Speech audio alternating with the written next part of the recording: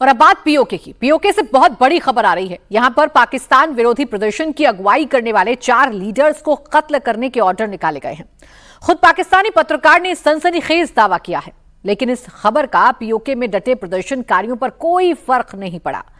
PoK में आवाज सुनाई दे रही है कि पाकिस्तान से पीछा छुड़ाना है और हिंदुस्तान से हाथ मिलाना है।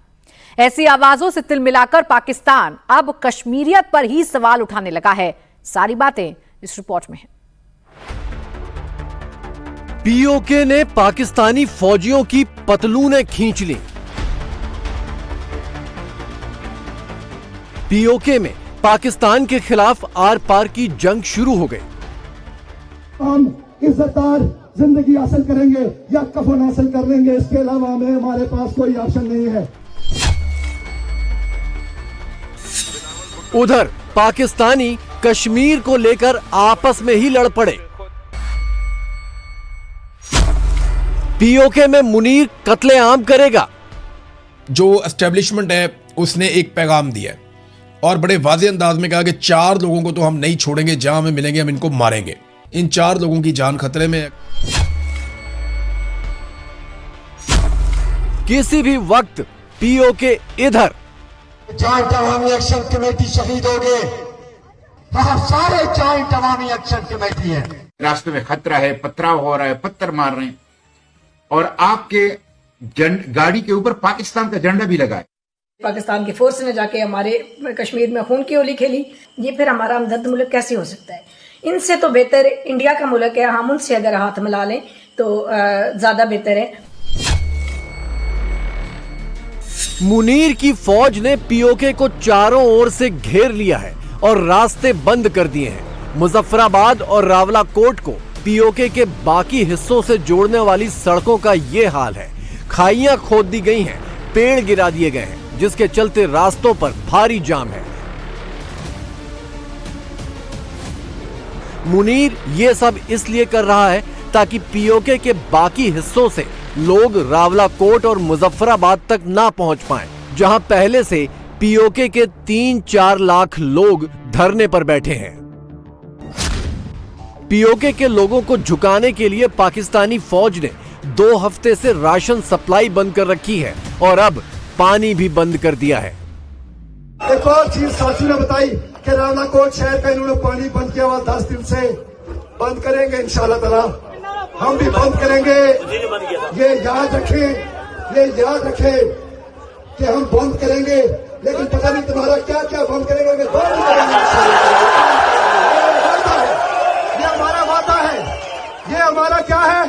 वादा है कि यहां से पीछे, जोर से बताइए, यहां से पीछे। पीओके में फौज के खिलाफ जो जंग छिड़ी है, मुनीर उससे पार नहीं पा सका, तो अब नैरेटिव का खेल खेलने लगा है। मुनीर के चमचे ये शोर मचा रहे हैं कि रावलाकोट में जो लाखों कश्मीरी जमा हुए हैं वो असल में कश्मीरी हैं ही नहीं। पीओके में आग लगी है। औरतें, बच्चे, बूढ़े सब सड़कों पर हैं और पाकिस्तान से अपना हक मांग रहे हैं। दूसरी तरफ पाकिस्तान का कठपुतली रक्षा मंत्री और उसका आका जनरल मुनीर कश्मीरियों से उनकी पहचान भी छीन लेने पर उतर आया है। जाहिर है इन्हीं सब करतूतों के चलते अब पीओके से भी पाकिस्तान का पत्ता साफ होने की तैयारी है। शहबाज शरीफ के पार्टनर ये दहशत महसूस करने लगे हैं।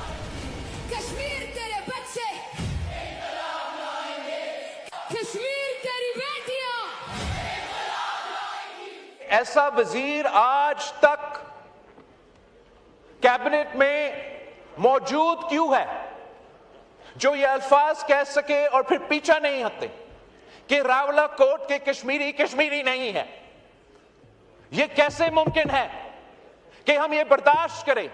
इस मुल्क का वजीर दिफा ऐसे बात करे। मैं कैसे इस बात का जस्टिफिकेशन दूं कि वो वजीर आज तक वजीर है, माफी मांगने के लिए तैयार नहीं?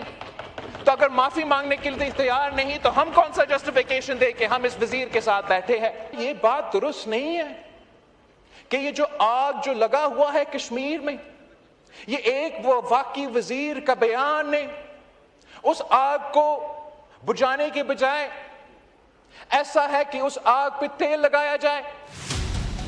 आग तो ऐसी लगी है पीओके में कि पाकिस्तान की सारी निशानियां खाक करके ही बुझेगी। ख्वाजा आसिफ और मुनीर जैसे पाकिस्तानी नेता और जनरलों के लिए पीओके में यही आवाजें उठ रही हैं कि अब वापसी का कोई रास्ता नहीं। मैं जला के आया हूँ कश्तियाँ, मुझे वापस की सलाह दे।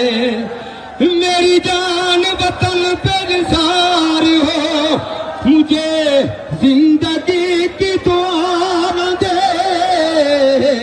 वही दुश्मनों की दास्ते, वही दोस्तों की लोरियां, मेरे हम वतन रहो जागते, कहीं फिर से कोई सुला न दे। पीओके विधानसभा में कुल 53 सीटें हैं। इनमें से 12 सीटें पाकिस्तान में रहने वाले कश्मीरियों के लिए रिजर्व हैं। इन्हीं 12 सीटों के दम पर पीओके में फौज अपनी मर्जी की सरकार बनाती है। अब तक पीओके में इन 12 सीटों को खत्म करने की मांग हो रही थी, लेकिन अब पूरी की पूरी विधानसभा ही खत्म करने की आवाजें बुलंद होने लगी हैं। पहले तो 12 शिस्तें थी, अब ये 41 चोर भी हमें नहीं चाहिए, किसी सूरत का भी नहीं चाहिए। जगह नहीं छोड़नी। ईदगाह ग्राउंड, हमारी गैरत का तकाजा यह है कि ईदगाह ग्राउंड से या जीत के बाहर जाएंगे या हजारों की तादाद में लाशें देके अपनी कौम की गैरत और इज्जत और वकार पर कोई आंच नहीं आने देंगे। याद रखिए, हमारे पास दो ऑप्शन है, या इज्जतदार बावकार जिंदगी है या सफेद कफन है। सो हम इज्जतदार जिंदगी हासिल करेंगे या कफन हासिल कर लेंगे। इसके अलावा हमारे पास कोई ऑप्शन नहीं है। इसके अलावा कश्मीरी कौम के पास कोई ऑप्शन है?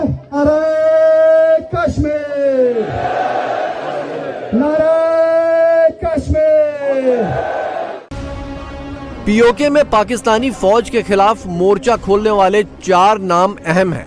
ये हैं शौकत नवाज मीर, सरदार अमान खान, ख्वाजा मेहरान और उमर नजीर।